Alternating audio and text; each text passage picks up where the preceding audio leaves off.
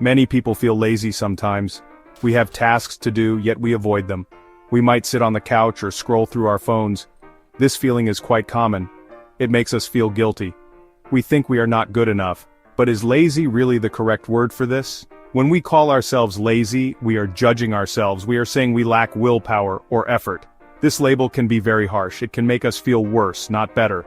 What if there is another reason? What if our brains are simply trying to help us? Think about your mind as a protector. Its job is to keep you safe and well. Sometimes what looks like laziness is actually this protection. Understanding this can be very powerful. Your brain has one main goal every single day. That goal is to help you survive and thrive. It works tirelessly to keep you alive and functioning at your best. This is its most fundamental and crucial task. It manages everything your body does, from the smallest to the most complex functions. From breathing to thinking, your brain is in charge of it all. It makes countless decisions constantly, ensuring everything runs smoothly. To do its job well, your brain needs a lot of energy more than any other organ. But energy is a precious resource that must be conserved. So, your brain is very smart about using it efficiently. It tries to save energy whenever possible, optimizing its functions. Sometimes a task might seem too big or overwhelming, or it might feel too stressful or difficult to handle.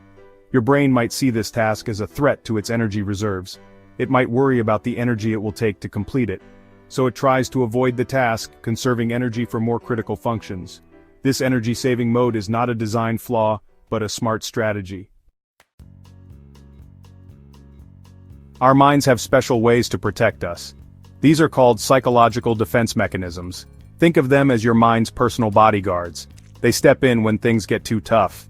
Their job is to shield you from too much stress. They try to keep your emotional balance. They work quietly in the background.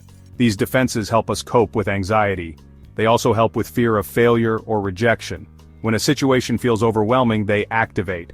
They create a buffer between you and the stress. This can be very helpful in the short term. It gives you a moment to breathe.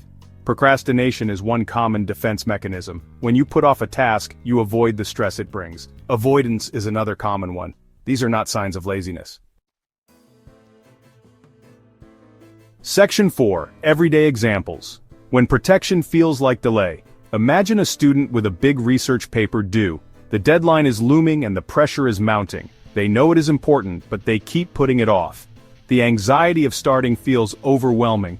They might clean their room instead, finding comfort in the familiar tasks. Or they watch videos online for hours, seeking distraction from their looming responsibilities. This looks like laziness, but often, the student fears failure. The fear paralyzes them. The mind protects them by delaying, creating a false sense of security. Think about a professional who needs to have a difficult conversation. The stakes feel high. Perhaps they need to give critical feedback to a colleague. The thought of confrontation is daunting. They might delay scheduling the meeting, hoping the issue will resolve itself. They find other urgent tasks to do, convincing themselves these are more pressing. This is not because they are lazy. The mind is trying to avoid the stress. Their mind is trying to avoid the stress, creating a barrier to action. Consider someone who wants to start a new healthy habit. The intention is there. They buy the gear or the healthy food feeling a sense of accomplishment. But then they struggle to start. This is not laziness. The mind resists the unfamiliar. The mind might resist the discomfort of change, preferring the comfort of the known. Section 5. Beyond laziness. Understanding your inner strength. So, that feeling of laziness is often a signal, a message from your inner self. It is not a true reflection of your character or your capabilities. Your mind is sending you a message, trying to communicate something important. It is telling you that a task feels overwhelming, or it sees potential for stress or failure. It might also be telling you that you need rest. Listen to this signal. It's crucial. Instead of blaming yourself, try understanding yourself. Reflect on your feelings. Be kind to your mind. Show yourself the compassion you deserve. It is only trying to do its job, to keep you safe and balanced. Its job is to protect you from harm, both physical and emotional. Ask yourself what you are truly avoiding. What lies beneath the surface?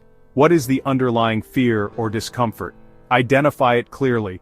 This self-compassion can make a big difference. It can transform your approach. It helps you work with your mind, rather than against it. Once you understand the reason for avoidance, you can take small steps towards your goal. Break down big tasks into smaller parts. This makes them more manageable. This makes them seem less threatening to your brain, reducing anxiety. Celebrate small wins along the way. Recognize your progress. You are not lazy. You have a powerful mind. Embrace it and use it to your advantage.